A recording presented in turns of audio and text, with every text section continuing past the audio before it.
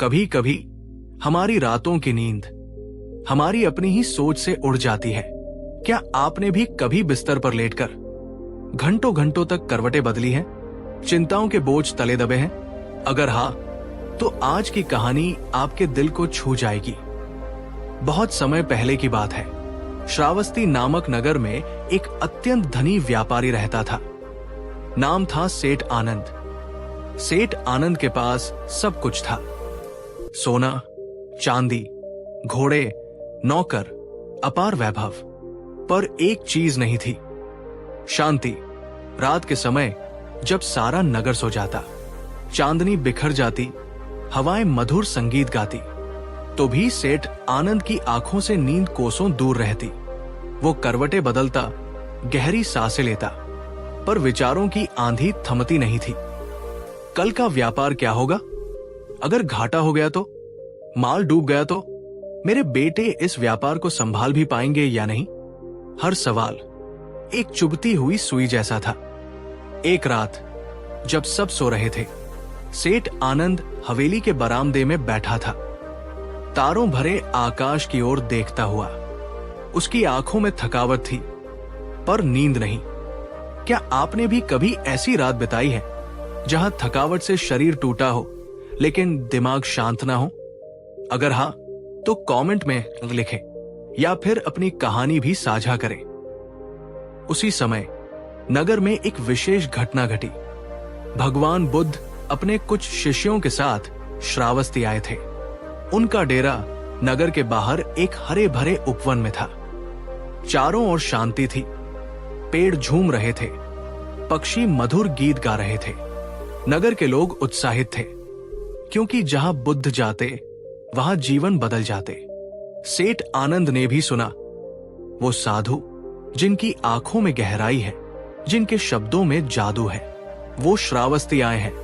पर उसके मन ने तर्क दिया, मुझे क्या लेना ऐसे साधुओं से, मैं तो धनवान हूं। लेकिन उस रात सेठ की बेचैनी ने उसे तोड़ दिया। अगर मेरे पास सब कुछ है, फिर मैं चैन से सो क्यों नहीं सकता? अगर धन से ही सुख मिलता, तो क्या दुनिया के सबसे अमीर लोग सबसे ज्यादा खुश होते? सोचिए और कमेंट करके बताइए। अगली भोर सेठ आनंद उठा। थकावट से उसकी आंखें लाल थी, चेहरा मुरझाया हुआ था। अपने नौकरों को साथ लिया और उपवन की ओर चल पड़ा, जहां बुद्ध विराजमान थे। जैसे ही वो वहां पहुंचा, वातावरण में अजीब सी शांति थी। पक्षी भी जैसे मौन साधे थे, हवा भी हल्की थी, पेड़ भी स्थिर। बुद्ध कमलासन में बैठे थे, आंखें बंद थी, चेहरा पूर्ण शांति से भरा था। सेठ आनंद अवाक रह गया। कैसे कोई व्यक्ति इतना शांत दिख सकता है? वो घुटनों के बल बैठ गया। भगवान, सेठ ने कांपती आवाज में कहा, मेरे पास धन है, नाम है, सब कुछ है, फिर भी रात को चैन नहीं है। मेरा मन भटकता रहता है, मुझे नींद नहीं आती। क्या आप मुझे कोई उपाय बता सकते हैं? बुद्ध ने धीरे से आंखें खोली और सेठ आनंद की आंखों में झांका। उनकी दृष्टि ऐसी थी जैसे कोई गहरी झील हो, जिसमें सेठ अपनी सारी बेचैनी गिरा देना चाहता था। बुद्ध मुस्कुराए और बोले, सेठ, चिंता उस आग के समान है जो न जलाकर भी जला देती है। बुद्ध ने कहा, जब तुम लेटते हो तो तुम्हारा शरीर बिस्तर पर होता है, पर तुम्हारा मन या तो भविष्य में दौड़ता है या अतीत में भटकता है।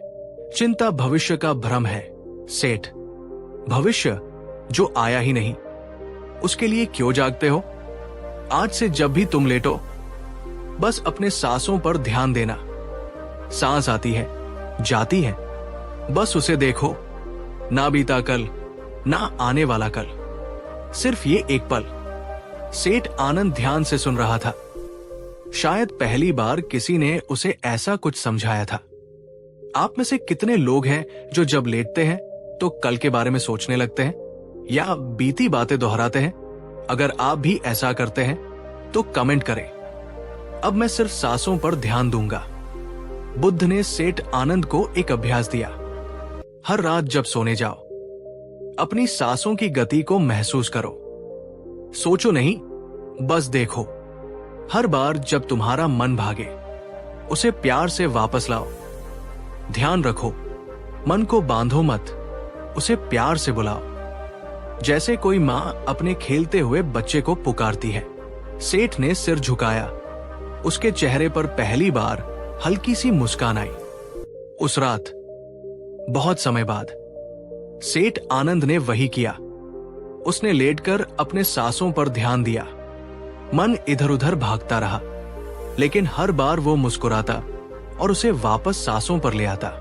धीरे धीरे उसकी सांसें गहरी हो गई। उसका शरीर हल्का लगने लगा और बिना जाने कब उसकी आंखें मूंद गई। सेठ आनंद को बहुत समय बाद पहली बार गहरी नींद आई। अगर आज रात आप भी सेठ आनंद की तरह ये अभ्यास करेंगे, तो क्या आप भी अपनी नींद को वापस ला सकते हैं? अगर हां, तो नीचे लिखो, आज से नई शुरुआत। अगले दिन सेठ आनंद ने धन्यवाद देने के लिए बुद्ध के चरणों में सिर झुकाया। बुद्ध ने केवल एक वाक्य कहा, मन जहां शांत होता है, वही विश्राम की भूमि है। दोस्तों, अगर आपको ये कहानी पसंद आई हो, तो प्लीज लाइक करें, कमेंट करें कि आप सबसे ज्यादा किस बात से जुड़ाव महसूस करते हैं, और इस कहानी को अपने दोस्तों के साथ शेयर करें, ताकि और भी लोग रात को चैन की नींद ले सके। और हां, अगर आप इस सीरीज के अगले भाग का इंतजार कर रहे हैं, तो चैनल को सब्सक्राइब करना न भूलें। चलो शुरू करते हैं। कहते हैं ना, परिवर्तन रातों रात नहीं होता। जो वर्षों से बोई गई आदतें होती हैं, उन्हें बदलने में धैर्य, अभ्यास और विश्वास चाहिए होता है। आज हम देखेंगे सेठ आनंद की यात्रा का अगला अध्याय, जब वो पहली बार खुद से लड़ा और अपने भीतर के तूफान को शांत करना सीखा। लेकिन इससे पहले एक सवाल आप सबके लिए, क्या आपने कभी कोई नई आदत अपनाने की कोशिश की है? अगर हां, तो बताइए कौन सी आदत और क्या वह आसान था? कमेंट में जरूर शेयर करना। सुबह की पहली किरण जब श्रावस्ती की हवेली पर पड़ी, तो कुछ अलग सा था। सेठ आनंद के चेहरे पर पहली बार एक मधुर शांति की रेखा थी। पर मन, वो तो शरारती बच्चा है, एक रात में कहां सुधरता है। दूसरी रात जब सेठ सोने गया, सांसों पर ध्यान लगाने की कोशिश की, लेकिन विचारों की आंधी लौट आई। कल का माल कहां भेजना है? अगर व्यापारी धोखा दे गया तो? मुनाफा घट गया तो? सेठ बेचैन हो उठा, पसीने पसीने हो गया, नींद फिर गायब। कितनों के साथ ऐसा हुआ है, जब आप नई आदत शुरू करते हैं और बीच में हार मानने का मन करता है। अगर आपके साथ भी हुआ है, तो नीचे लिखिए, मैं समझता हूं, पर हार नहीं मानूंगा। अगले दिन थकावट से टूटा सेठ फिर बुद्ध के पास पहुंचा। वो उनके चरणों में गिर पड़ा और बोला, भगवान, मैं कोशिश कर रहा हूं, लेकिन मेरा मन वश में नहीं आता। विचार आते ही जाते नहीं। बुद्ध मुस्कुराए। उनकी मुस्कान में धैर्य था, जैसे कोई मां अपने रोते हुए बच्चे को देखकर मुस्कुराती है। बुद्ध ने धीरे से कहा, सेठ, क्या तुमने कभी नदी में तैरती लकड़ी को देखा है? सेठ ने सिर हिलाया। हां, लकड़ी को जलधारा बहा ले जाती है। वो विरोध नहीं करती, वो नदी के साथ बहती है। वैसे ही तुम्हारे विचार है, उन्हें पकड़ो मत, उन्हें बहने दो, तुम बस देखने वाले बनो। बुद्ध ने समझाया, मन में जो भी विचार उठे, उन्हें रोको नहीं, उन्हें भगाओ भी नहीं, सिर्फ उन्हें आते जाते देखो, जैसे कोई राहगीर रास्ते से गुजरता है। तुम केवल साक्षी बनो। अगर हम विचारों से लड़ना छोड़ दें, सिर्फ उन्हें देखें, तो क्या मन शांत हो सकता है? सोचिए और कमेंट करके बताइए। सेठ आनंद ने इस नए अभ्यास को अपनाने की ठानी। रात को फिर लेटा, इस बार संकल्प के साथ। विचार आए, कल का व्यापार, बेटों की चिंता, लाभानी, लेकिन सेठ उन्हें पकड़ने की कोशिश नहीं कर रहा था। वो बस उन्हें देख रहा था, जैसे आकाश में तैरते बादल। धीरे धीरे विचार हल्के हो गए, उनकी पकड़ ढीली हो गई, मन शांत होने लगा। पर तभी एक तीखा विचार आया, अगर सब कुछ छोड़ दिया तो नुकसान हो जाएगा। सेठ हड़बड़ा गया।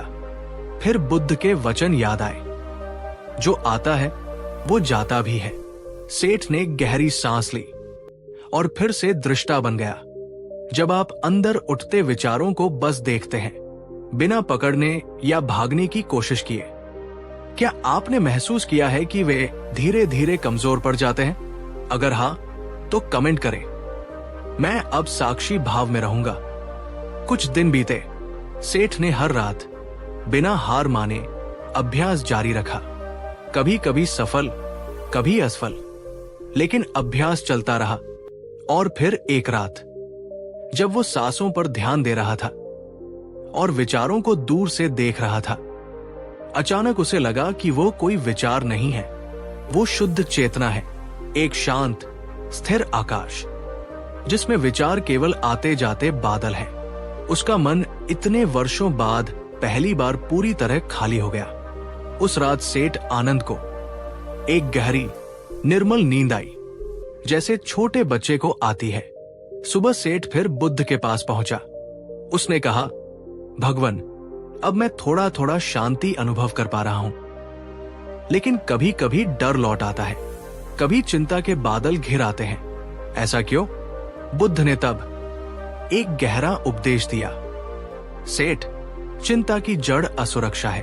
असुरक्षा का बीज लोभ से पैदा होता है और लोभ आता है जब हम सोचते हैं कि हमारे पास जो है वो पर्याप्त नहीं है। जिस दिन तुम जान लोगे कि जीवन में तुम्हें जो मिला है वो पर्याप्त है, उस दिन चिंता का बीज अपने आप सूख जाएगा। क्या हमें सच में हमेशा और ज्यादा चाहिए, या जो हमारे पास है उसमें भी सुख है? सोचिए और कमेंट में लिखिए, मुझे जो मिला है उसके लिए आभारी हूं। बुद्ध ने सेठ आनंद को एक तीसरा अभ्यास दिया। हर रात सोने से पहले अपनी आंखें बंद करो और दिन भर की उन चीजों को याद करो जिनके लिए तुम आभारी हो। भले ही छोटी छोटी बातें, जैसे गर्म भोजन, एक मीठी मुस्कान या अच्छी हवा, क्योंकि जहां आभार है वहां चिंता नहीं टिकती। सेठ ने नए अभ्यास को भी अपनाया। रात को वो अपने बिस्तर पर लेटता, गहरी सांस लेता, विचारों को देखता और फिर उन चीजों के लिए आभार व्यक्त करता जिन्होंने उसे खुशी दी। धीरे धीरे उसका मन हल्का होने लगा। वो हर रात थोड़ा और गहरा सोने लगा। उसका चेहरा बदलने लगा था। अब वहां चिंता की झुर्रियों की जगह शांति की रेखाएं थी। क्या आप भी आज से रात को सोने से पहले कम से कम 3 चीजों के लिए आभार व्यक्त करेंगे? अगर हां, तो नीचे लिखिए, मैं आज से आभार की आदत शुरू कर रहा हूं। दोस्तों, अगर आपको ये एपिसोड पसंद आया हो तो प्लीज इस वीडियो को लाइक करें। कमेंट करें कि सबसे ज्यादा किस बात ने आपके दिल को छुआ, और इस कहानी को अपने दोस्तों के साथ जरूर शेयर करें ताकि वे भी चिंता से आजादी पा सके। जब कोई व्यक्ति अपने भीतर का द्वार खोलता है तो परिवर्तन धीरे धीरे नहीं बल्कि बौछार की तरह आता है। पर यह बौछार आती है धैर्य से, साधना से और सबसे बढ़कर विश्वास से। आज हम देखेंगे कैसे सेठ आनंद ने अपने भीतर का सबसे बड़ा परिवर्तन अनुभव किया और बुद्ध से जाना एक अद्भुत रहस्य, जीवन के मूल कारण का रहस्य। लेकिन पहले एक सवाल आप सबके लिए, अगर आपको कोई एक आदत बदलने का जादुई मौका मिले तो आप किस आदत को बदलना चाहेंगे? नीचे कमेंट में लिखिए खुलकर। धीरे धीरे सेठ आनंद का जीवन बदल रहा था। जहां कभी चिंता, लोभ और डर ने उसका घर भर रखा था, अब वहां सुकून की रोशनी फैलने लगी थी। कभी जो सेठ हर सुबह हड़बड़ी में जागता था, अब वो भोर की पहली किरण के साथ उठकर 2 क्षण मौन में बैठता। जहां पहले खाने की थाली में भी स्वस्वाद ढूंढता था, अब वो हर कौर में ईश्वर का आभार महसूस करता। अगर हम हर छोटी चीज के लिए आभार व्यक्त करें तो क्या हमारा जीवन खुद ब खुद बदलने लगेगा? सोचिए और अपना जवाब नीचे लिखिए। लेकिन जब कोई बदलता है तो सबसे पहले उसकी परीक्षा समाज करता है। सेठ के मित्र, पड़ोसी और रिश्तेदार सब चकित थे।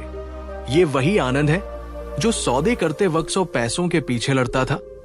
अब तो जैसे सन्यासी बन गया।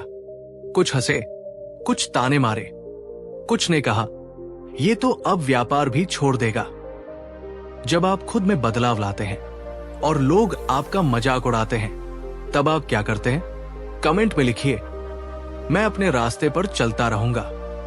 सेठ थोड़ा परेशान हुआ। वो फिर बुद्ध के पास गया। उसने सिर झुकाकर कहा, भगवान, मैं तो बदलने की कोशिश कर रहा हूं, लेकिन लोग हंसते हैं, ताने मारते हैं। बुद्ध मुस्कुराए। उन्होंने जमीन से एक फूल उठाया और सेठ से पूछा, ये फूल अगर इस धरती पर उगा है तो क्या उसे चिंता करनी चाहिए कि कौन उसे देखता है और कौन नहीं? सेठ चुप रहा। बुद्ध बोले, फूल बस खिलता है अपने अस्तित्व की खुशी में, दूसरे उसे देखें या अनदेखा करें। फूल को फर्क नहीं पड़ता। तुम भी वैसे ही बनो। अपने भीतर की सुगंध को जियो। दूसरों की नजरों की गुलामी छोड़ दो। बुद्ध ने आगे समझाया, दुनिया में लाखों विचार, लाखों राहें हैं। अगर तुम हर किसी को खुश करने की कोशिश करोगे तो अपना असली स्वरूप खो दोगे। स्वीकृति का अर्थ है अपने आप को, अपने मार्ग को पूरे दिल से स्वीकार करना। क्या हम खुद को बिना शर्त स्वीकार कर पाते हैं या दूसरों की अपेक्षाओं में उलझ जाते हैं? अगर आप भी अपने असली स्वरूप को अपनाना चाहते हैं तो नीचे लिखिए, मैं जैसा हूं वैसा ही सुंदर हूं। धीरे धीरे सेठ आनंद का चेहरा बदलने लगा।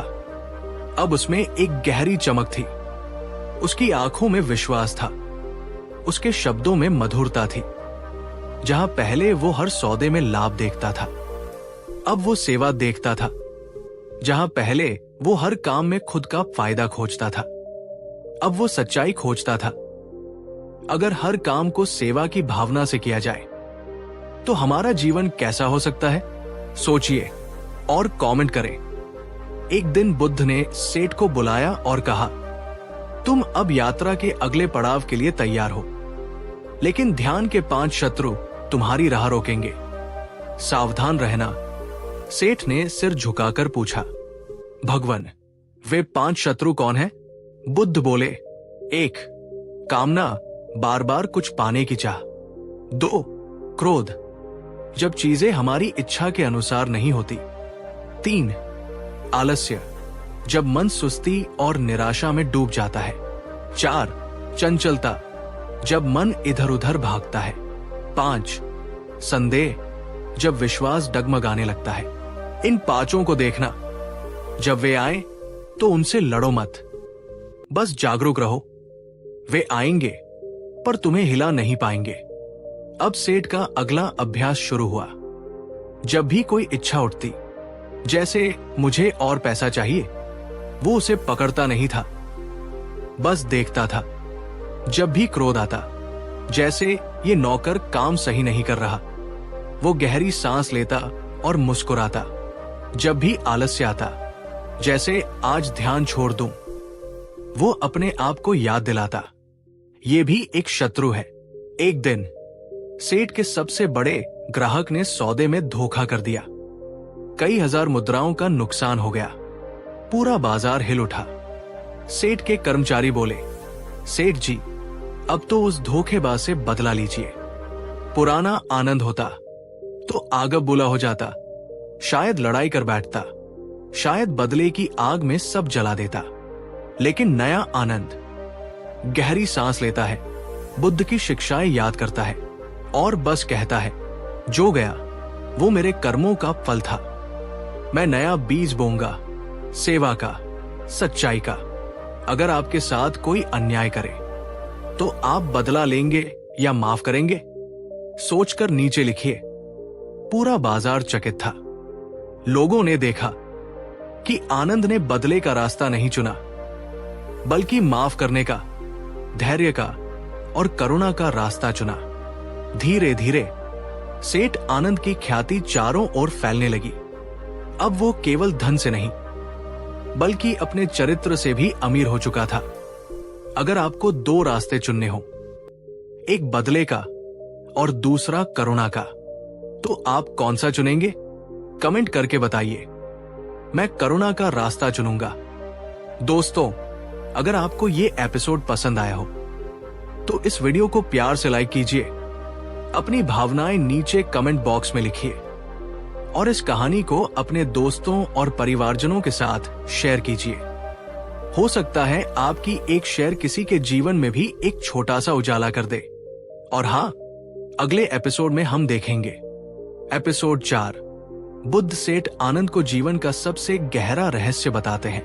तो चैनल को सब्सक्राइब करना मत भूलिए ताकि ये यात्रा आपके साथ हमेशा बनी रहे। चलो शुरू करें। जीवन एक रहस्य है और उस रहस्य को केवल वही जान सकते हैं जो भीतर जाने का साहस रखते हैं। आज की कहानी में सेठ आनंद पहुंचे उस मोड़ पर जहां बुद्ध ने उन्हें जीवन का सबसे गहरा और सबसे सरल रहस्य बताया। एक ऐसा रहस्य जो अगर सही से समझ लिया जाए तो दुख, भय और मोह सदा के लिए समाप्त हो जाते हैं। लेकिन सबसे पहले आपके लिए एक सवाल। अगर आज आपको कोई एक सच्चा रहस्य जानने को मिले तो आप किस विषय का रहस्य जानना चाहेंगे? नीचे कमेंट में लिखिए। आप क्या जानना चाहते हैं? सेठ आनंद अब एक नया जीवन जी रहे थे। उनकी आंखों में चमक थी, लेकिन उस चमक के पीछे एक गहरा प्रश्न भी था। रात के सन्नाटे में, भोर की ठंडी हवाओं में और दोपहर की गर्मी में बार बार एक ही सवाल उठता, आखिर जीवन क्या है? क्यों हम दुख में पड़ते हैं? क्या वास्तव में मुक्ति संभव है? क्या आपके भीतर भी कभी ऐसा गहरा सवाल उठा है जिसने आपकी नींदें उड़ा दी हो? अगर हां, तो नीचे लिखिए। हां, मैंने भी महसूस किया है। एक सुबह जब आकाश में सूरज बस चुपके से झांक रहा था, सेठ आनंद बुद्ध के पास पहुंचे। मिट्टी पर बैठकर, सिर झुकाकर, कांपते स्वर में बोले, भगवान, आपने मेरे भीतर प्रकाश जगा दिया। अब मैं जानना चाहता हूं, उस प्रकाश का स्रोत क्या है? जीवन का वास्तविक रहस्य क्या है? बुद्ध ने उसकी आंखों में देखा। एक गहरी, करुणा से भरी मुस्कान उनके होठों पर थी। वे बोले, तुम तैयार हो आनंद? चलो, मैं तुम्हें जीवन की उस तह में ले चलता हूं जहां सारे प्रश्न समाप्त हो जाते हैं। बुद्ध ने आनंद को सबसे पहले मौन में बैठने को कहा। आनंद, बुद्ध बोले, बाहर का शोर तब तक रहेगा जब तक भीतर का द्वार नहीं खुलता। पहला कदम है मौन को अपनाना। आनंद ने आंखें बंद कर ली। धीरे धीरे बाजार की आवाजें, पक्षियों की चहचहाहट, हवाओं की सरसराहट सब पृष्ठभूमि में चले गए और रह गया केवल मौन। क्या आपने कभी गहरे मौन को अनुभव किया है? वो मौन जो शब्दों से परे होता है? अगर हां, तो नीचे लिखिए। मौन में मैंने खुद को पाया। जब आनंद पूरी तरह शांत हो गया, तब बुद्ध ने धीरे धीरे बोलना शुरू किया। जीवन 3 स्तरों में बंधा है आनंद। 1, भ्रम। 2, जागरूकता। 3, और मुक्ति। जब तक हम भ्रम में जीते हैं, हम हर चीज को स्थायी समझते हैं, सुख, संबंध, पैसा, शरीर। जब जागरूकता आती है तो हम देख पाते हैं कि सब कुछ अस्थायी है, और जब ये समझ भीतर उतर जाती है तो मुक्ति स्वतः घटती है।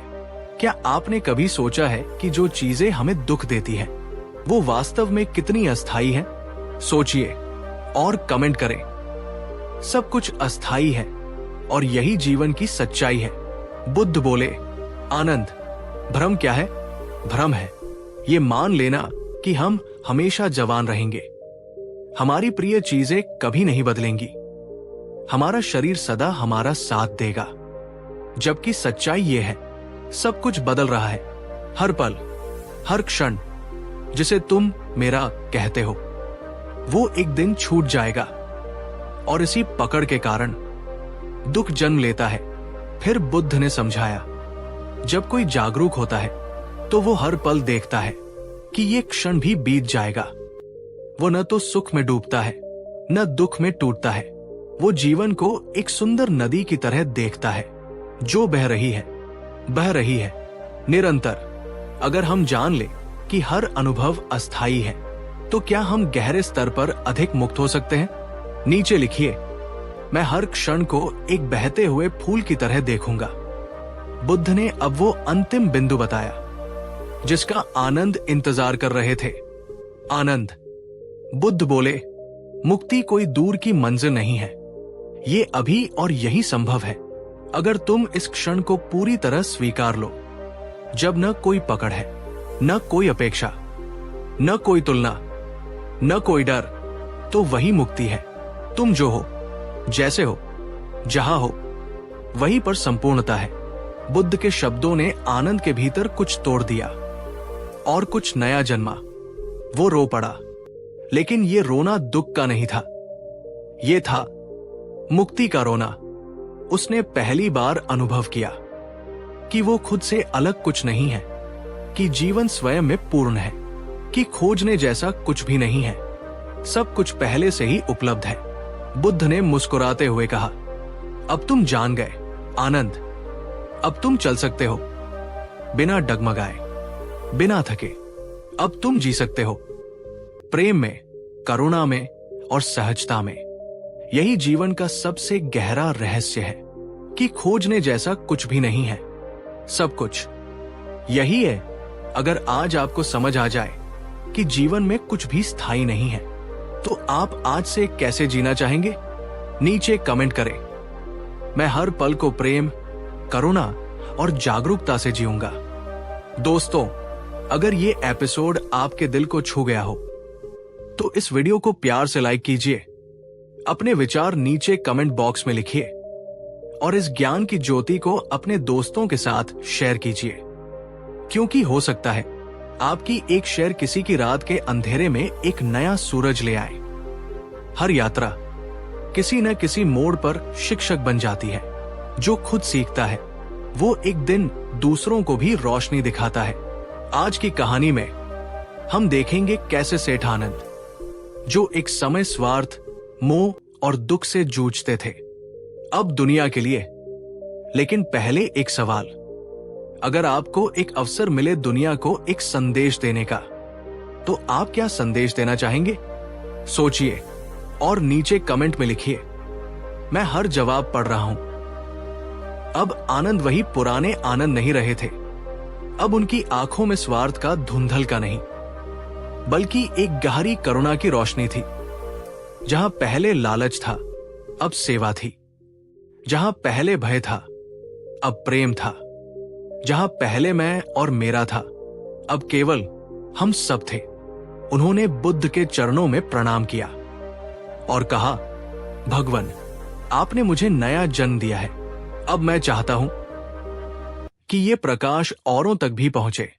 बुद्ध ने मुस्कुराते हुए आशीर्वाद दिया, जा आनंद, अब तुम खुद दीपक बनो और जहां अंधेरा दिखे बस जलते रहो। आनंद अपने नगर लौटे, वही सड़कें, वही लोग, वही बाजार। लेकिन आनंद अब अलग थे। उनके चलने में एक शांति थी, उनकी मुस्कान में एक गहराई थी, उनकी आंखों में पूरा आकाश समाया था। अगर आप बदल जाए तो क्या आपको लगता है कि पूरी दुनिया को भी अलग दिखने लगेगी? नीचे लिखिए, बदलाव भीतर से शुरू होता है। नगर के चौराहे पर एक युवक दुखी बैठा था। उसके चेहरे पर थकावट थी, उसकी आंखों में निराशा थी। आनंद उसके पास पहुंचे, धीरे से पूछा, क्या हुआ पुत्र? युवक ने आंसू भरी आंखों से कहा, सेठ जी, मैं सब कुछ हार चुका हूं। व्यापार भी डूब गया, मित्र भी छोड़ गए, अब तो जीवन भी बेकार लगता है। आनंद मुस्कुराए, वे वही मिट्टी पर बैठ गए उसके साथ और बोले, जीवन में जो सबसे मूल्यवान है वो कभी डूबता नहीं, वो तुम्हारे भीतर है, उसे ढूंढो। युवक सन्न रह गया। उसने पहली बार महसूस किया कि शायद आशा अब भी बाकी है। क्या कभी किसी एक शब्द या एक व्यक्ति ने आपकी जिंदगी में नई रोशनी लाई है? अगर हाँ, तो कमेंट करें। कभी कभी एक शब्द सब कुछ बदल देता है। धीरे धीरे नगर में चर्चा फैलने लगी। सेठ आनंद बदल गए हैं। अब उनके पास बैठो तो ऐसा लगता है जैसे दुख पिघल जाता है। प्रेम, करुणा और जागरूकता का स्रोत बन गए। लोग समूह में आने लगे। बच्चे, बूढ़े, व्यापारी, गृहिणियां, सभी। आनंद ने नगर के बगीचे में एक साधारण स्थान बनाया। न कोई मंच, न कोई आडंबर, सिर्फ खुला आकाश, हरियाली और मौन। वे कहते, मैं कुछ सिखाने नहीं आया, मैं बस वो साझा कर रहा हूं जो मैंने जाना है। और फिर वे जीवन की छोटी छोटी बातों में गहरे सच खोलते चले जाते। आनंद ने एक दिन सत्संग में कहा, अगर तुम प्रेम से देखो तो हर चेहरा तुम्हें सुंदर लगेगा। अगर तुम करुणा से सुनो तो हर आवाज में संगीत सुनाई देगा।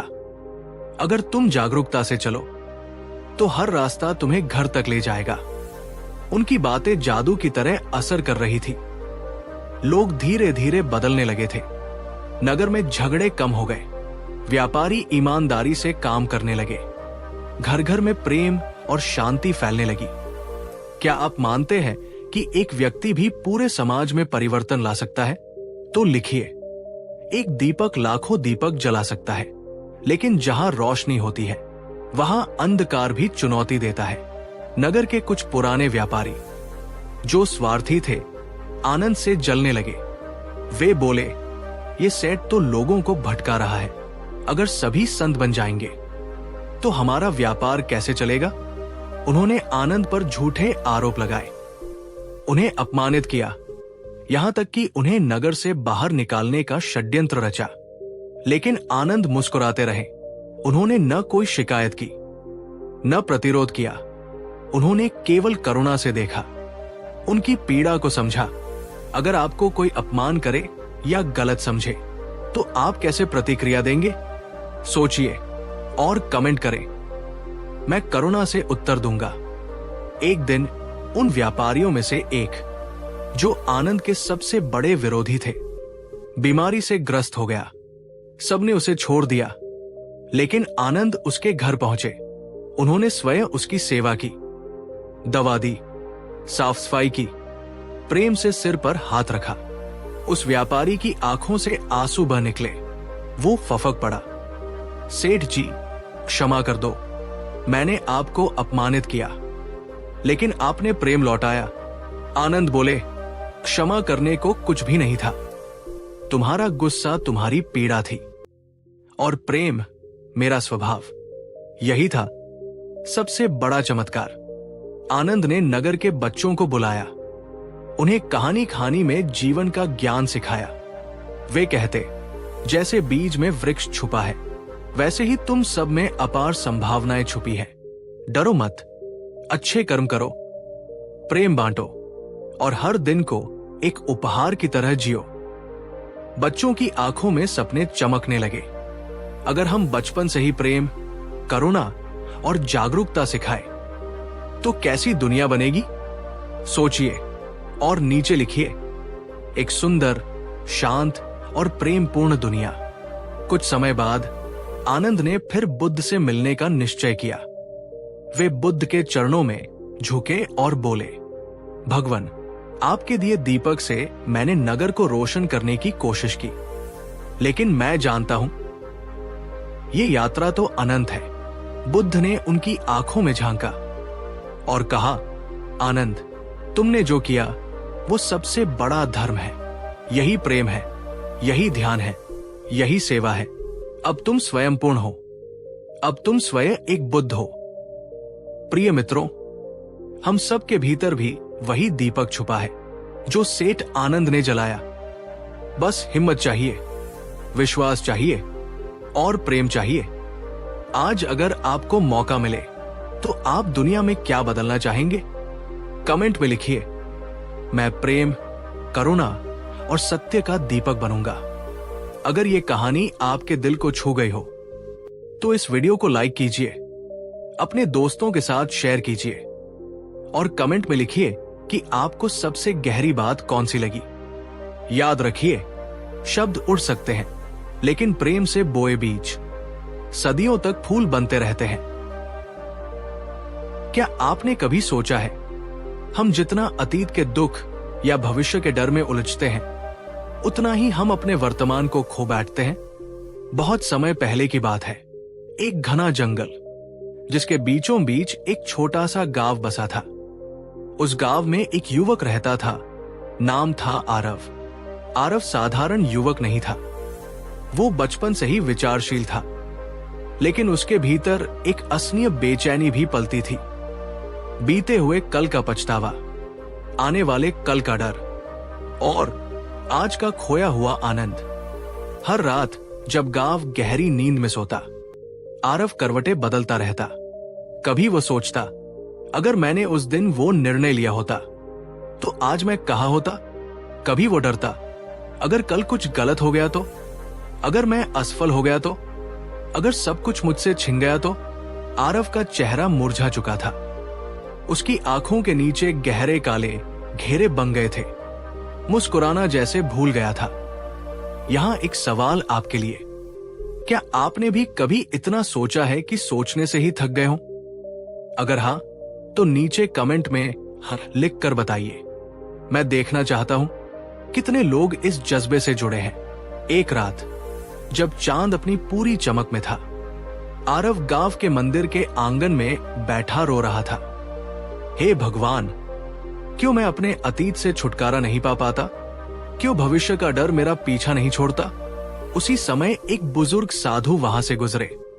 उन्होंने आरव को रोते देखा, धीरे से उसके पास आकर बोले, बेटा, तुम्हारे आंसू तुम्हें कहां ले जाएंगे? अगर डूबते रहोगे तो किनारा कैसे पाओगे? आरव ने फटी हुई आवाज में कहा, मैं कुछ नहीं कर सकता महाराज, मेरा मन मुझे सताता है। बुजुर्ग साधु ने मुस्कुराते हुए कहा, तो फिर उसे थामना छोड़ दो। मन को पकड़े रखोगे तो वो तुम्हें पकड़े रहेगा, छोड़ दोगे तो वो स्वतः शांत हो जाएगा। वीडियो पर धीमे से ध्यान का संगीत बजने लगता है। उस रात पहली बार आरव के मन में एक विचार उपजा, क्या सच में मैं खुद ही अपने दुख का कारण हूं? वो घर लौटा मगर सो न सका। सुबह होते ही वो गांव के सबसे ज्ञानी व्यक्ति से मिलने चला। वो एक बुजुर्ग थे जिन्होंने कहा था, अगर सच में शांति चाहिए तो बुद्ध की ओर जाओ। बुद्ध? आरव ने चौंक कर पूछा। हाँ, बुजुर्ग ने कहा, गौतम बुद्ध, जो सारे संसार को बता रहे हैं कि कैसे दुख से मुक्ति पाई जा सकती है। अब एक सवाल आपके लिए, अगर आपको पता चले कि कहीं कोई ऐसा व्यक्ति है जो आपके दुख का समाधान जानता है, तो क्या आप उसे खोजने निकलेंगे? जवाब दीजिए नीचे कमेंट में, मैं आपके जवाब पढ़ रहा हूं। उस दिन के बाद आरव ने निर्णय कर लिया, मैं बुद्ध को खोजूंगा, चाहे जितनी दूर जाना पड़े, चाहे कितनी कठिनाइयां आए। वो अपनी यात्रा के लिए तैयार हुआ। यात्रा कठिन थी। गांव छोड़ने से पहले ही उसकी मां रो पड़ी, बेटा, तू कहां जा रहा है? तेरी चिंता कौन करेगा? आरव ने मां का हाथ पकड़कर कहा, मां, अगर मैं अपने भीतर के डर को नहीं मिटाऊंगा तो फिर चाहे मैं तेरे पास रहूं या ना रहूं, मैं कभी तुझे खुश नहीं कर पाऊंगा। पहले दिन की यात्रा, कड़ी धूप में नंगे पांव चलना पड़ा। गर्मी से उसका गला सूख गया था, प्यास से हलक सूख रहा था, पर वो रुका नहीं। दूसरे दिन एक सुनसान जंगल, पेड़ों की परछाइयों में अजीब अजीब आवाजें। डर ने उसे घेर लिया। अगर यहां कोई जंगली जानवर मिल गया तो? अगर मैं रास्ता भूल गया तो? मन ने हजारों आशंकाएं फेंकी, मगर फिर आरव ने खुद से कहा, यह सब भविष्य की चिंता है, मैं अभी जिंदा हूं, अभी चल सकता हूं, तो बस चलता रहूं। अब एक छोटा सवाल, क्या आपने कभी अपने डर से ऊपर उठकर एक छोटा सा कदम भी बढ़ाया है? अगर हां, तो वो अनुभव नीचे शेयर करें। आपके अनुभव किसी और को भी हिम्मत दे सकते हैं। तीसरे दिन एक गांव आया। लोगों से पूछा, क्या यहां बुद्ध आए थे?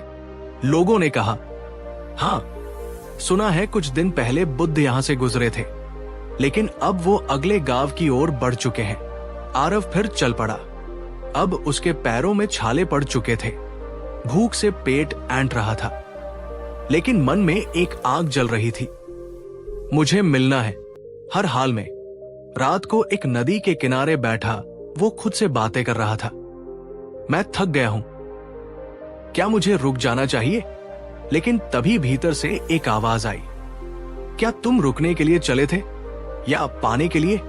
आरव ने अपनी थकी हड्डियों पर हाथ फेरा और बुदबुदाया, नहीं, मैं पाने के लिए चला हूं। तो फिर जब तक नहीं मिलता, रुकना नहीं। यात्रा के हर कदम पर आरव को लगने लगा था कि असली लड़ाई रास्ते से नहीं, अपने ही मन से है। उसका डर, उसका पछतावा, उसका आलस्य, यही उसके असली दुश्मन थे। और धीरे धीरे उसे एहसास हो रहा था, मेरे डर मेरे भीतर है, बाहर नहीं। अगर अब तक आप कहानी से जुड़े हुए हैं तो लाइक जरूर करिए। आपके लाइक से हमें पता चलता है कि आपको ऐसे गहरे विषयों पर और कहानियां लानी चाहिए। 3 सप्ताह बाद एक सुबह, जब सूरज की पहली किरणें आसमान को सुनहरी कर रही थी, आरव ने एक आश्रम देखा। लोग कह रहे थे, यही बुद्ध ठहरे हैं। आरव की धड़कनें तेज हो गई। उसकी आंखों में उम्मीद चमकने लगी। वो दौड़ पड़ा उस ओर जहां उसे अपने जीवन का सबसे बड़ा उत्तर मिलने वाला था। अगर आपको अपने जीवन के सबसे बड़े गुरु से मिलने का अवसर मिले, तो क्या आप पूरे दिल से उसके हर शब्द को सुनने के लिए तैयार होंगे? सुबह का सूरज आसमान को सुनहरा रंग दे रहा था। हवा में हल्की सी ठंडक थी और आरव के दिल में एक अनजानी सी घबराहट और रोमांच। वो दौड़ते हुए उस आश्रम की ओर बढ़ा जहां कहा जा रहा था कि गौतम बुद्ध ठहरे हैं। जैसे ही आरव वहां पहुंचा, उसने देखा एक विशाल पीपल का वृक्ष। उसके नीचे धवल वस्त्रों में एक शांत पुरुष बैठे थे। उनके चारों ओर कुछ साधु और साधक मौन बैठे थे, जैसे समय भी उनके सामने थम गया हो। वो पुरुष कोई और नहीं, स्वयं भगवान बुद्ध थे। उनका चेहरा अपार शांति से दमक रहा था। उनकी आंखें बंद थी, जैसे वे संसार की हर हलचल के पार देख रहे हों। यहां एक सवाल आपसे, क्या आपने कभी किसी को देखकर ऐसा महसूस किया है कि वो साधारण नहीं, बल्कि कोई अद्भुत ऊर्जा है? अगर हां, तो कमेंट में लिखिए। मैं जानना चाहता हूं आपके अनुभव। आरव कुछ देर वही ठिठक गया। उसकी आंखों में आंसू आ गए, पर ये आंसू दुख के नहीं थे। ये तो किसी अनकही पहचान के थे। वो धीरे से भीड़ में बैठ गया। धड़कनें अब भी तेज थी, लेकिन मन धीरे धीरे शांत हो रहा था। कुछ क्षण बाद बुद्ध ने आंखें खोली। उनकी दृष्टि धीरे धीरे सभा पर पड़ी, जैसे उनकी आंखें सीधे आत्मा को देखती हों। बुद्ध ने बहुत शांत स्वर में पूछा, तुम सब यहां क्यों आए हो? एक साधक ने हाथ जोड़कर कहा, भगवान, हम सत्य की खोज में आए हैं। हम दुख से मुक्ति चाहते हैं। बुद्ध मुस्कुराए, फिर बोले, दुख को खोजने की जरूरत नहीं। दुख स्वयं तुम्हें ढूंढ लेता है। जो चाहिए वो है दुख के कारण को पहचानना और कारण को जानकर उसे जड़ से समाप्त करना। अब एक सवाल आपके लिए, अगर आपके दुख का कारण आपके अपने भीतर छुपा हो, तो क्या आप उसे ईमानदारी से देखने का साहस करेंगे? जवाब नीचे कमेंट में जरूर लिखिए। आरव मंत्रमुग्ध होकर सुन रहा था। उसके भीतर एक हलचल थी, जैसे किसी ने उसकी आत्मा को छू लिया हो। बुद्ध ने आगे कहा, दुख का मूल कारण अतीत में उलझे रहना, भविष्य की चिंता करना और वर्तमान से विमुख होना है। बुद्ध की वाणी में कोई आरोप नहीं था, कोई आदेश नहीं था, केवल सहज सत्य था। आरव ने मन ही मन सोचा, यही तो मेरी पीड़ा है। मैं या तो अपने बीते हुए कल में उलझा रहता हूं या आने वाले कल से डरता हूं, और इस चक्कर में मेरा आज, मेरा अब मुझसे छिन जाता है। एक साधक ने सवाल किया, भगवान, कैसे हम अतीत और भविष्य से छुटकारा पा सकते हैं? बुद्ध ने मुस्कुराते हुए एक सुंदर उदाहरण दिया। जब तुम नदी के किनारे बैठते हो तो क्या तुम बहते हुए पानी को पकड़ने की कोशिश करते हो? साधक ने सिर झुका लिया। नहीं भगवान, बहते पानी को कौन पकड़ सकता है? बुद्ध ने कहा। तो फिर क्यों बीते समय को पकड़ने की मूर्खता करते हो? और क्यों उस समय के लिए डरते हो जो अभी आया भी नहीं? एक सवाल आपके लिए भी, क्या आप अभी इस पल को पूरी तरह जी पा रहे हैं? अगर हाँ, तो कमेंट में मैं जी रहा हूं लिखिए।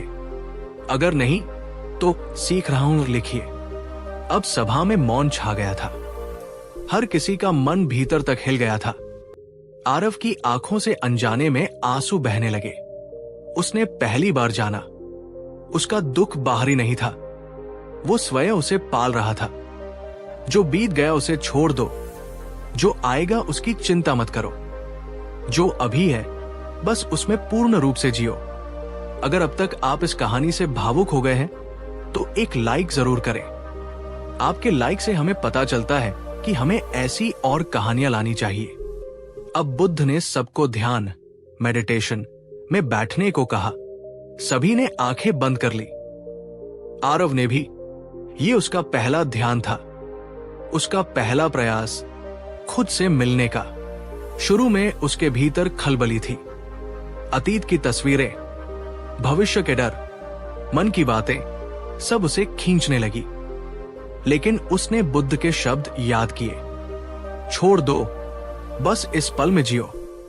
आरव ने अपने ध्यान को केवल अपनी सांसों पर केंद्रित कर लिया।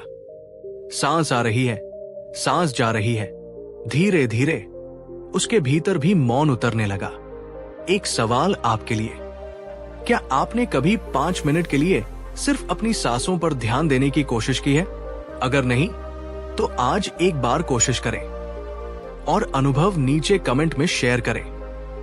जैसे जैसे ध्यान गहरा होता गया, आरव को लगा उसके मन का बोझ उतर रहा है। उसकी आंखें बंद थी, मगर भीतर प्रकाश फैल रहा था। जब ध्यान समाप्त हुआ तो आरव खुद को कुछ अलग महसूस कर रहा था, जैसे वो हल्का हो गया हो, जैसे किसी ने उसके कंधों से वर्षों का बोझ हटा दिया हो। अब बुद्ध ने सभा से कहा, जो वर्तमान को जान लेता है वही सत्य को जानता है।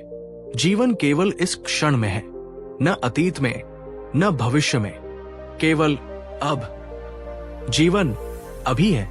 उस रात आरव आश्रम के बाहर खुले आकाश के नीचे लेटा रहा। उसने चांद को देखा। अब वो चांद भी अलग दिख रहा था, जैसे चांद हमेशा वही था, पर आज पहली बार उसने सच में उसे देखा था। वो मुस्कुराया, वर्षों बाद दिल से मुस्कुराया। अगर आपको ये एहसास अच्छा लगा हो तो कमेंट में एक स्माइली भेजिए और इस वीडियो को अपने दोस्तों के साथ शेयर करें। शायद किसी और का भी बोझ हल्का हो जाए। अगर जीवन केवल इस पल में है तो आप इस पल में क्या चुनेंगे, डर या प्रेम? नीचे कमेंट में अपना उत्तर जरूर लिखें, मैं पढ़ूंगा हर एक जवाब। अगर आपके भीतर असली शांति का स्रोत हो तो क्या आप बाहरी दुनिया से डरना बंद कर सकते हैं? रात का समय था, आकाश तारों से भरा था, ठंडी हवा धीरे धीरे बह रही थी। आरव जमीन पर लेटा हुआ चुपचाप आकाश की तरफ देख रहा था। उसके भीतर कुछ बदला था, कोई हल्कापन था, पर फिर भी एक कोना ऐसा था जो अब भी बेचैन था। एक कोना जो पूछ रहा था, क्या ये शांति स्थायी है या फिर ये भी किसी सपने की तरह टूट जाएगी? एक सवाल आपसे, क्या आपको भी कभी लगा है कि जो खुशी मिली है वो शायद ज्यादा देर टिकेगी नहीं? अगर हाँ, तो नीचे महसूस किया है लिखिए। अगर नहीं, तो नहीं लिखिए। सुबह आश्रम में एक विशेष सत्र रखा गया था। बुद्ध ने सब साधकों को एकत्र होने के लिए बुलाया था। हवा में एक अलग सी गंभीरता थी, जैसे कोई महत्वपूर्ण बात होने वाली हो। आरव भी अन्य साधकों के बीच जाकर बैठ गया। उसका मन सतर्क था, जैसे कोई अनदेखा सबक उसे आज इंतजार कर रहा हो। बुद्ध ने सभा को देखा और पूछा, तुम सब शांति चाहते हो, लेकिन क्या तुम परीक्षा के लिए तैयार हो? सभा में सन्नाटा छा गया। सबकी सांसें थम गई। परीक्षा? कैसी परीक्षा? बुद्ध ने मुस्कुराकर कहा। सच्ची शांति वही जानता है जो दुख और भय के बीच भी मुस्कुरा सके। अब एक सवाल आपके लिए भी। अगर आपको कठिनाई के समय मुस्कुराने का अवसर मिले तो क्या आप ऐसा कर पाएंगे? अपने दिल से जवाब नीचे कमेंट में लिखिए। सचमुच जानना चाहता हूं। फिर बुद्ध ने सबको एक प्रयोग करने को कहा। उन्होंने कहा, आज तुम सब अलग अलग दिशाओं में जाओ। जंगल में, गांव में, रास्तों पर। जहां तुम्हें लगे डर है, अनिश्चितता है, वही जाओ। और केवल एक बात याद रखना, जो भी हो बस इस पल में रहना। आरव का दिल धक धक करने लगा। वो थोड़ा डर गया।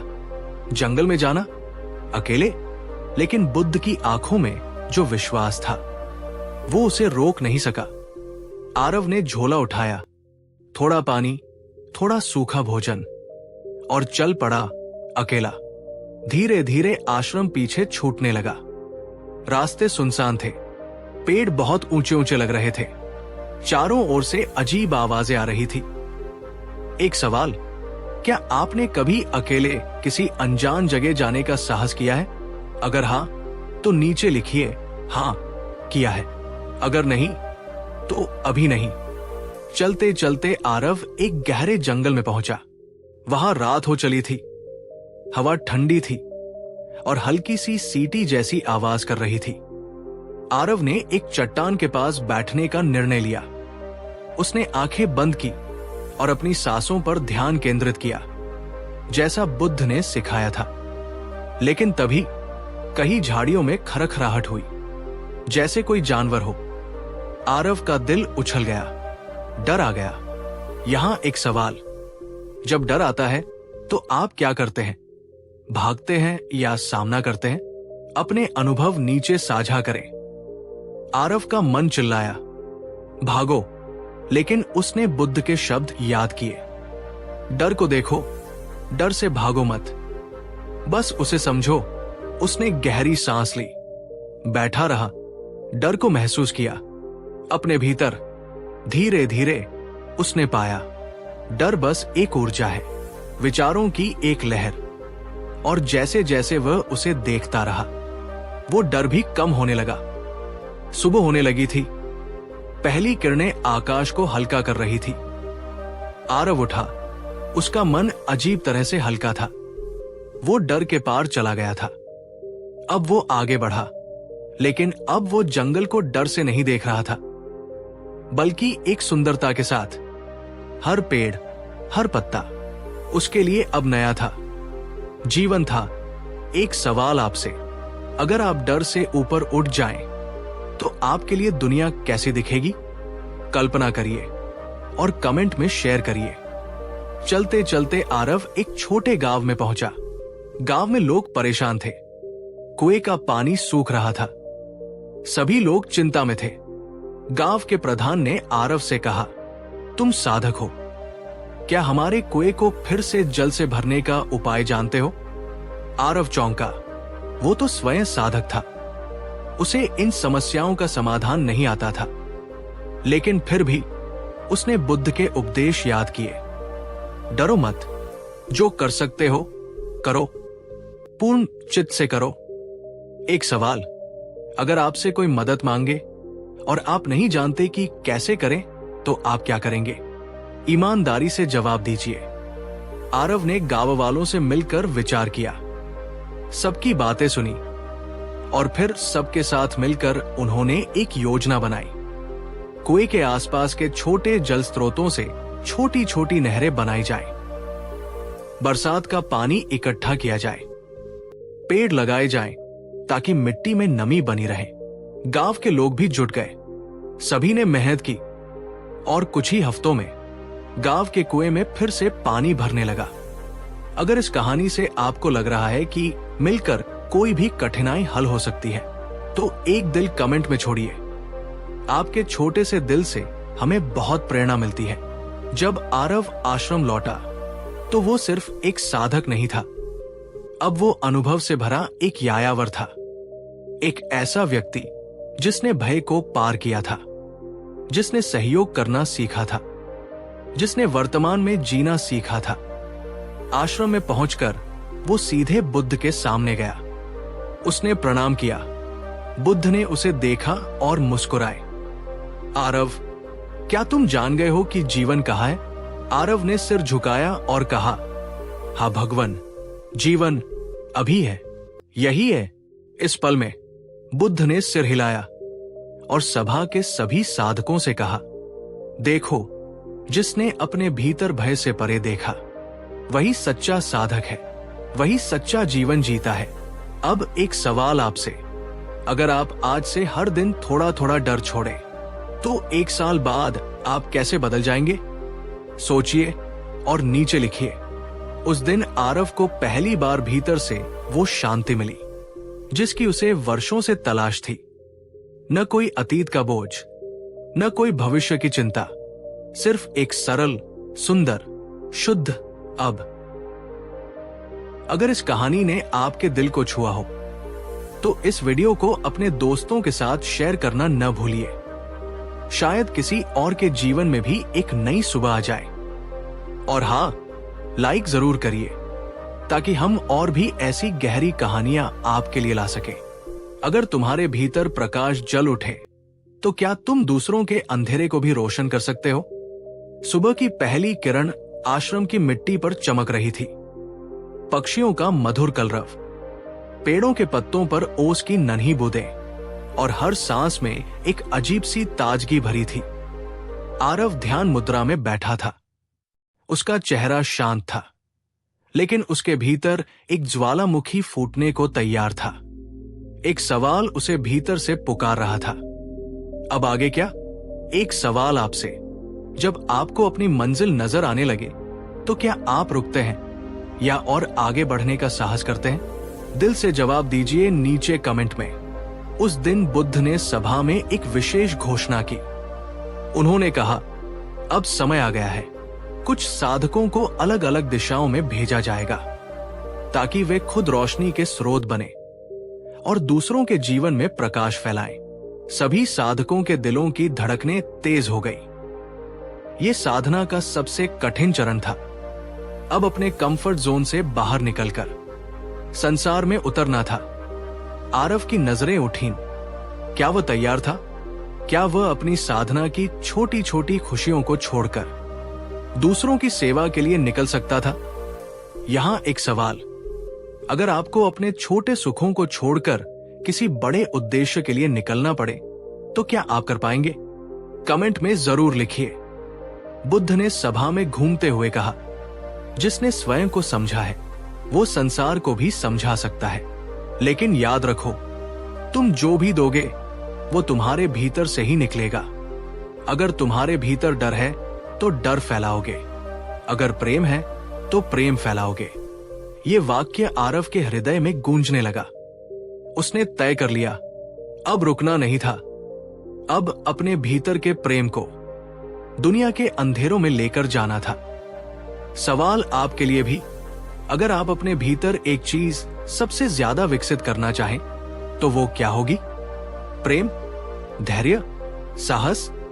बताइए नीचे। अगले दिन भोर होते ही आरव आश्रम छोड़ने को तैयार था। उसके पास न ज्यादा सामान था, न कोई बड़ा सपना, बस एक संकल्प था, जो सीखा है उसे जीऊंगा। बुद्ध के चरणों में सिर झुकाकर उसने विदा ली। बुद्ध ने सिर पर हाथ रखा और कहा, जाओ, जहां अंधकार है वहां दीपक बनो, जहां दुख है वहां करुणा बनो, जहां भय है वहां आशा बनो। आरव पैदल चल पड़ा। रास्ते में नदियां थी, जंगल थे, गांव थे, शहर थे। हर जगह उसे नए नए लोग मिले। हर कोई अपने अपने दुख, अपने संघर्ष, अपने सपनों के साथ जी रहा था।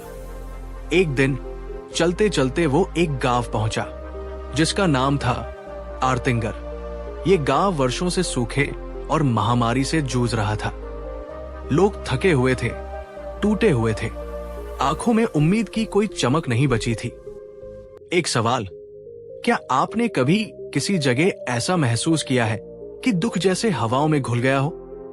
अगर हां, तो हां लिखिए। अगर नहीं, नहीं। गांव वालों ने आरव को अजनबी समझकर पहले शक से देखा, पर उसकी मुस्कान में कुछ ऐसा था जो धीरे धीरे लोगों का दिल छूने लगा। वो किसी को उपदेश नहीं दे रहा था, वो बस लोगों के साथ बैठ रहा था, उनकी बातें सुन रहा था, उनकी आंखों में आंखें डालकर उनकी पीड़ा को समझ रहा था। और यही उसकी सबसे बड़ी शिक्षा थी। पहले सुनो, फिर सहारा दो। सवाल आपके लिए, जब कोई दुखी हो तो क्या आपको लगता है कि सबसे पहले उसे सलाह देनी चाहिए या बस सुनना चाहिए? नीचे अपना विचार बताइए। धीरे धीरे गांव के बच्चे आरव के पास आने लगे। बूढ़े उसके पास बैठकर अपने किस्से सुनाने लगे। औरतें अपने दुखड़े बांटने लगी। आरव ने देखा, यहां जरूरत भाषणों की नहीं थी, यहां जरूरत थी प्रेम की उपस्थिति की, बस किसी के शांत सुनने वाले दिल की। एक शाम गांव का सबसे बूढ़ा आदमी रामदास, जो वर्षों से बीमार था, आरव के पास आया। उसकी आंखों में आंसू थे। उसने कहा, बेटा, जब तू पास बैठता है तो ऐसा लगता है जैसे सब दुख कुछ हल्के हो जाते हैं। तूने कोई जादू किया है क्या? आरव मुस्कुराया और बोला, नहीं बाबा, मैंने तो बस तुम्हारा दुख सुना है। कभी कभी सुनना ही सबसे बड़ा चमत्कार होता है। सवाल आपके लिए, क्या आपको कभी ऐसा अनुभव हुआ है जब किसी ने बस चुपचाप आपको सुना हो और आप हल्का महसूस करने लगे हो? अगर हां, तो हां लिखिए। फिर आरव ने गांव वालों को छोटी छोटी बातें सिखानी शुरू की। मिलकर तालाबों में पानी भरने के उपाय, बीमारी से बचने के लिए साफ सफाई के नियम, पेड़ लगाने का महत्व और सबसे बढ़कर आपसी प्रेम और सहयोग का संदेश। धीरे धीरे आर्तिनगर में बदलाव आने लगा। सूखी जमीन पर हरियाली उगने लगी, बीमार चेहरों पर मुस्कान लौटने लगी और टूटे दिलों में फिर से सपने अंकुरित होने लगे। सवाल, अगर आप अपने आसपास कोई एक चीज बदल सकते तो वो क्या होती? नीचे कमेंट में बताइए। 1 साल बीत गया। आरव अब सिर्फ एक साधक नहीं था, वो गांव के हर दिल में एक दीपक बन चुका था। जिस गांव में एक समय सिर्फ आंसू थे, अब वहां बच्चों की हंसी थी। जहां निराशा थी, वहां अब गीत गूंजते थे। फिर एक दिन एक दूत बुद्ध के आश्रम से आया। उसने आरव को एक संदेश दिया, बुद्ध ने तुम्हें बुलाया है। अगर आपको लग रहा है कि आरव की यात्रा अब एक नए मोड़ पर आने वाली है, तो एक दिल नीचे छोड़िए। आपकी एनर्जी हमें और प्रेरणा देती है। आरव ने गांव वालों से विदा ली। गांव वालों की आंखों में आंसू थे, लेकिन ये आंसू दुख के नहीं थे, ये आभार के आंसू थे। जब वो आश्रम पहुंचा, बुद्ध ने उसे देखा और कहा, अब बताओ आरव, क्या पाया? आरव ने मुस्कुराते हुए उत्तर दिया, भगवान, शांति केवल भीतर बैठने से नहीं आती। शांति तब आती है जब हम दूसरों के दर्द को भी अपने हृदय से छू लेते हैं, और जब हम सेवा में अपने अस्तित्व को खो देते हैं, वही हम स्वयं को पा लेते हैं। बुद्ध ने मुस्कुराकर कहा, अब तुम सच में एक दीपक बन गए हो। अब जाओ और जहां भी अंधेरा हो, वहां रोशनी करो। जिसने खुद को पाया है, वही दुनिया को भी पा सकता है। अंतिम सवाल आज का, क्या आप भी अपने जीवन में ऐसा दीपक बनना चाहते हैं जो दूसरों के अंधेरे में रोशनी फैलाए? अगर हां, तो नीचे लिखिए, मैं दीपक बनूंगा। अगर इस कहानी ने आपके दिल में कोई रोशनी जलाई हो, तो इस वीडियो को लाइक करें, कमेंट में अपनी फीलिंग्स शेयर करें और इस संदेश को उन लोगों तक पहुंचाएं जिन्हें इसकी सबसे ज्यादा जरूरत है। शेयर करें और चलिए मिलकर रोशनी फैलाते हैं।